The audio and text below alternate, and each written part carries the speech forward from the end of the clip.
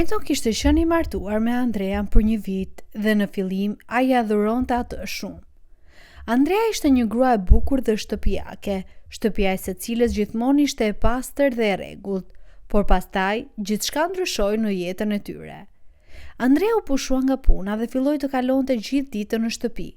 Për të mbajtur familjen, Brandon duhet të gjente një punë të dytë. Tani, përveç punës së tij në zyrë, ai duhet të punonte si hamall në mbrëmje. Një ditë, pas një dite të vështirë pune në zyrë dhe shkarkimit të 2 kamionëve të mëdhenj, Brandon u kthye në shtëpi raskapitur, por u mërzit shumë kur pa se shtëpia ishte e çrregullt dhe nuk ishte darkë të përgatitur për të. Andrea e takoi me një lim manikyri në duar dhe murmuriti butë. Zemër, gatuaj diçka për vete, sepse sot jam shumë e lodhur. Kam qenë gjithë ditën te nëna ime, u ktheva vetëm së fundmi. E ndihmova të varte një perde të re dhe tani vendosa të kujdesem për manikyrin tim. Dhe më qëra fjala, jam regjistruar në një sallon të ri për një prerje flokësh dhe disa trajtime flokësh, kështu që më duhen para. Nuk jam paguar ende, por sa po të marr rrogën do të t'i jap me një herë, tha Brandon me një zë të lodhur. Kur dëgjoi këtë, Andrea u indinjua dhe akuzoi burrin e saj se donte të linte një punë me pak kaq të ulët. Por Brandon nuk u përgjigj për asgjë dhe u lëkundi lodhur drejt kuzhinës. Të nesërmen ai u ftua papritur të vizitonte vjerrën e tij, zonjën Moore. Më parë gruaja pëlqente ta qortonte dhëndrin për çdo rast, por këtë herë ajo ishte jashtëzakonisht mikpritse dhe ngrohtë dhe arsyeja për këtë ndryshim të humorit u bë shpejt e qartë për të. Brandon, po vjen për vjetori im dhe kuzhina është bërë shumë e vjetër. Të gjitha dyert e dollapeve po bien, kështu që mendova se dhurata më e mirë nga ti dhe Andrea do të ishte një riparim i ri dhe një set i ri kuzhine. Ti ishe kaq i mirë herën e kaluar kur rinovove banjën time. Tani është radha e kuzhinës, si mendon? Brandon u tensionua brenda vetes, duke pasur parasysh se ai ishte i vetmi që fitonte para në familjen e tij. Ishte lehtë të merrej me mend se mbi supet e kujt do të binte dhurata nga vajza dhe dhëndri. Disa muaj më parë, kur zonja Moore u ankuante dhëndri për një lavaman që pikonte dhe tuba, Brandon vendosi të kënaqte vjerrën dhe shpenzoi të gjitha paratë që kishte kursyer për pushime në riparim. Ai riparoi të gjithë banjën vet, pasi babai i tij kishte mësuar të bënte gjithçka me duart e veta. Atëherë ai besonte naivisht se nëna e gruas së tij do të fillonte ta trajtonte mirë dhe do të ndalonte së qortuari vazhdimisht. Dhe kështu ndodhi në fillim, por shpejt gruaja filloi ta trajtonte atë në mënyrën e saj të zakonshme, të pakënaqur. Duke kujtuar gjithë këtë, Brandon u përpoq të shpjegonte vjerrës se tani ai dhe Andrea nuk ishin një situatë të qëndrueshme financiare, sidomos pas pushimit nga puna të Andreas. Kjo deklaratë e Brandon provokoi një stohi qortimesh nga zonja Moore. Gruaja akuzoi Brandonin se donte të fajsonte vajzën e saj të palumtur për dështimet e tij. Në fund, ajo kapi zemrën me një gjest teatror dhe e shtyu dhëndrin jashtë apartamentit. Brandon nuk donte ta mërziste vjerrën, por nuk kishte zgjidhje tjetër. Ai po kursente të gjitha paratë që fitonte nga puna e dytë për të kënaqur gruan e tij me pushime. Burri u kthye nga vjerra në një humor të mjerueshëm, por një skandal tjetër e priste në shtëpi. Apo përpiqesh të çosh nënën time në varr, ai je në vete, vërtiti Andrea. Nëna më telefonoi dhe më tregoi gjithçka. Turp për ty, Brandon. Andrea, për çfarë po flet? Nuk është kështu, donte të justifikojë burri. Por pa e lënë burrin të mbaronte, Andrea mbylli derën e dhomës së gjumit me zhurmë, duke e bërë të qartë se biseda kishte mbaruar dhe se ajo nuk donte ta shinte. Në mëngjes Brandon zbuloi se ajo kishte paketuar gjërat e saj dhe ishte zhvendosur te nëna, duke lënë vetëm një shënim me fjalët: "Do të kthem kur të mësosh të fitosh para." Brandon mbylli sy të rënd. Ai kujtoi se si ai dhe Andrea ishin takuar. Ajo po rrinte në një kafene dhe po lexonte. Ai u habit shumë nga zgjedhja e saj e literaturës dhe u interesua. Ul pranë saj dhe e pyeti nëse i pëlqente vërtet klasikët rus. Andrea siguroi me një shikim arrogant: "Nëse nuk do më pëlqente, nuk do ta lexoja, por a të pëlqen ty literatura e tyre?" "Jo shumë, por ti më pëlqen me siguri," tha Brandon dhe buzëqeshi. Andrea menjëherë u turpërua dhe u skuq. Kështu takuan ata. Brandon nuk godit nga modestia dhe butësia e saj. Ajo duke e mirë, jo materialiste, dhe ai menjëherë i kërkoi numrin e telefonit dhe e ftoi të dilnin.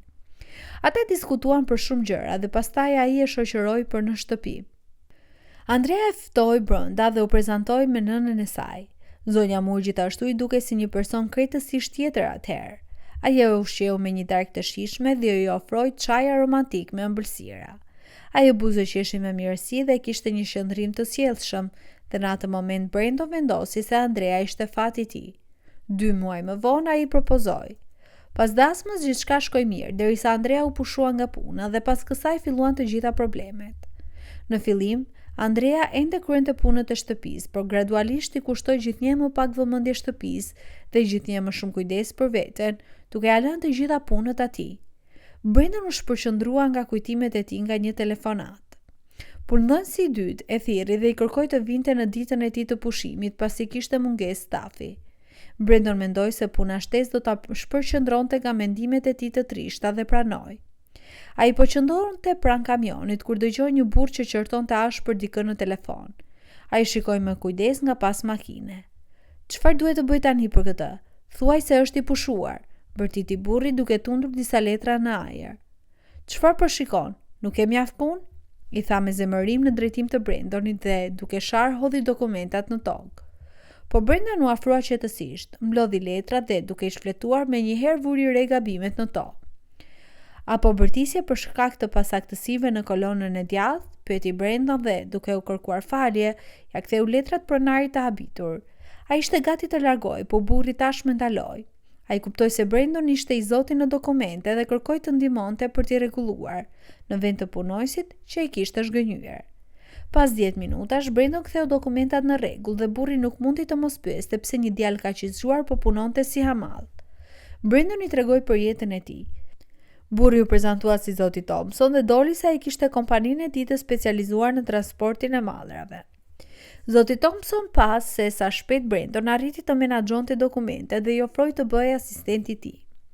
Një vit kaloi, Brandon u bë krau i djathtë i zotit Thompson. Tani ai fitonte para të mira. Vizitoi shumë vende së bashku me shefin e tij, bleu një makinë dhe bëri riparime në apartamentin e tij. Një ditë ai u kthye nga pushimet dhe për habin e tij të pakëndshme u prit në shtëpi nga gruaja dhe vjera e tij. "Çfarë po bëni këtu?" pyeti Brandon me nerva.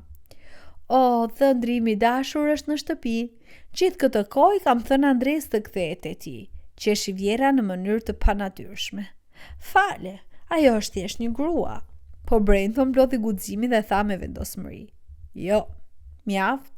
Unë po dorëzoj kërkesën për divorc. Siç ndërrove Andrea, mësova të fitoj dhe tani është rradha jote." Andrea shpërtheu në lodh dhe u hodh në këmbët e burrit të saj duke i kërkuar falje. Zonja Mur qëndroi aty me gojën hapur, po pastaj nuk mundi të duronte dhe tha: "Mjaft Andrea, dalo së po shtëruar i veten. Le të largohemi nga këtu, ai nuk të meriton. Ishte i paturpshëm dhe është ende i paturpshëm." Disa ditë më vonë kompania ku punonte Brandon po festonte për vjetorin e saj. Pasi qëndroi për një kohë mes kolegëve, Brandon vendosi të kthehej në shtëpi me këmbë. Duke ecur nëpër qytetin e natës, ai vuri re një figurë të vetme që rrinte ulur në një stol. Kur u afrua, kuptoi se ishte një grua e re dhe ajo po qante. Brandon u afrua dhe pyeti nëse kishte nevojë për ndihmë. Në fillim, gruaja u shtir sikur gjithçka ishte në rregull, por ai këmbguli dhe ajo i tregoi të gjithë historinë. Emri i saj ishte Linda dhe rrethanat ishin kaq të pafavorshme sa ajo nuk ishte ku të flinte. Ajo ishte dëbuar nga apartamenti i saj me qira, nuk ishte fare para dhe shoqja e saj, e cila mund të qëndronte, ende nuk ishte kthyer në qytet. Brandonit i udhim gruaja dhe i dha para për një hotel. "Faleminderit shumë, diem kaq në siklet, por do t'i kthej patjetër të gjitha," tha Linda. Ajo mori numrin e telefonit të Brandon, por ai nuk priste që ajo t'ia kthente parat. Për habin e tij të madhe, ajo telefonoi një javë më vonë. Gruaja shpjegoi se sapo kishte marrë pagën dhe dëshironte t'i kthente parat Brandonit. "Nuk ke nevojë ta bësh këtë, Linda. Do të ishte më mirë nëse pranon të darkosh me mua në vend të kësaj," tha ai. Kështu filloi lidhja e tyre. Brandon u divorcua nga Andrea, e cila mbeti të jetonte me nënën e saj. Një vit më vonë ajo martua me Lindën, në të njëjtën ditë ata fluturuan për në Republikën Dominikane me diell.